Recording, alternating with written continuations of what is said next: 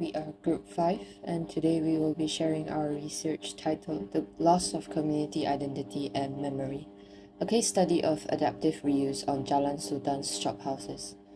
Our story critically examines the impact of adaptive reuse, a strategy commonly praised for preserving historic buildings, and whether it truly safeguards the intangible heritage, memory, and identity of Jalan Sultan.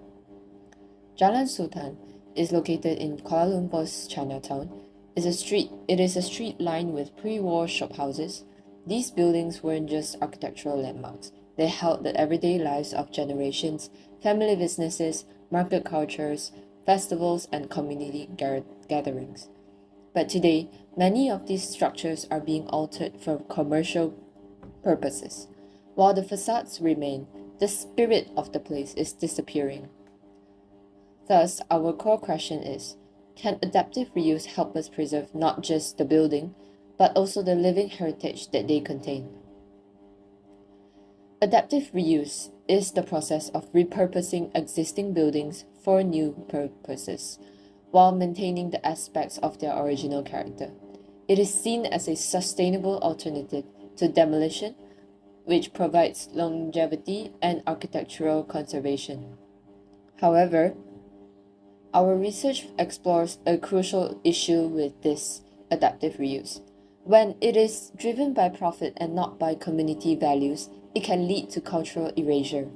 This becomes especially dangerous in historic sites like Jalan Sultan, where its identity is embedded in both its form and function. Here's our conceptual framework, which is built on this phenomenon. While adaptive reuse can conserve buildings physically, it can also cause the loss of cultural identity and memory, especially when decisions are top-down or prioritize economic turnover cultural meaning. Due to adaptive reuse, traditional shophouses on Jalan Sultan, known for their architectural and cultural value, are gradually being neglected or altered, leading to a loss of identity and memories. The purpose of our study is to explore the adaptive reuse as a means to preserve community identity and memory of the traditional shophouses on Jalan Sultan. It examines how commercial gentrification, physical alteration of heritage buildings, and lack of community participation in urban planning, driven by adaptive reuse, has contributed to the erosion of the local identity within Jalan Sultan. This study will be employing literature review and case analysis to examine how adaptive reuse strategies, when poorly executed or commercially driven, can compromise the intangible cultural heritage embedded in Jalan Sultan's historic streetscape. To summarize our findings, Jalan Sultan's traditional shophouses are not just architectural artifacts. They are vessels of cultural memory and identity. However, through our research and site observations, we found that adaptive reuse, when poorly executed or commercially driven, contributes to the erosion of this identity in three key ways. It facilitates commercial gentrification that displaces local communities and trade.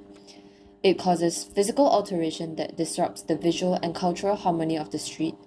And it oftentimes lacks community involvement, leading to spaces that no longer reflect the people they have once served. While adaptive reuse has the potential to revitalize heritage buildings, our findings show that it must be guided by cultural sensitivity, community participation, and regulatory frameworks to truly preserve the spirit of Jalan Sultan. Now, onto how these three key factors shape how adaptive reuse impacts Jalan Sultan's intangible heritage. First of all, commercial gentrification, a major force behind many adaptive reuse projects in Jalan Sultan. This type of adaptive reuse raises several concerns related to the loss of intangible cultural heritage. First of all, over-prioritization of visual appeal over cultural meaning. Modern development often emphasizes new function and aesthetics, overlooking the intangible historical significance that gives these buildings their deeper value. The solution? A standardized on-site evaluation method for authenticity to preserve traditional architecture and cultural expressions can be implemented to resolve this issue. Secondly, the loss of authenticity and emotional connection due to commercial gentrification. The rise of cafe culture in reused shophouses has triggered a sense of emotional displacement, where locals feel that the street no longer reflects their identity. The building remains, but their original spirit is gone. Thus, authorities should legally require the documentation of original architectural and cultural elements before adaptive reuse starts, and enforce preservation through planning and permission. Thirdly, gentrification has displaced original residents and their trade, making way for tourism-related businesses.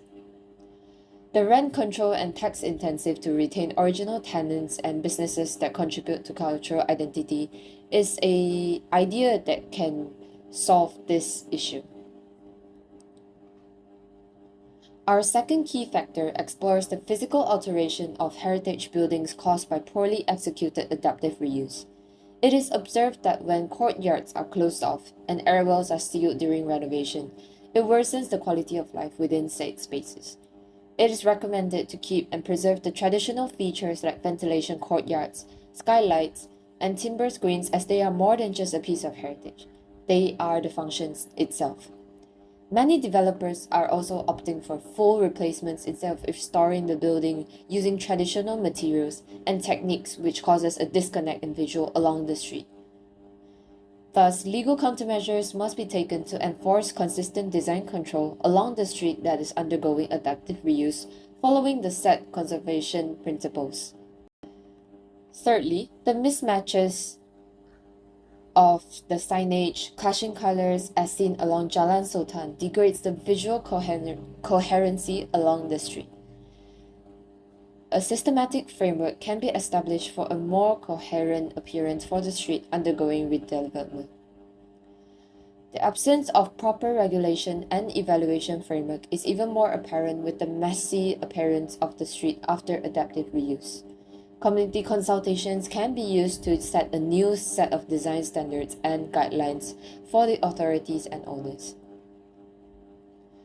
Our third key factor focuses on the lack of community involvement in adaptive reuse and urban planning.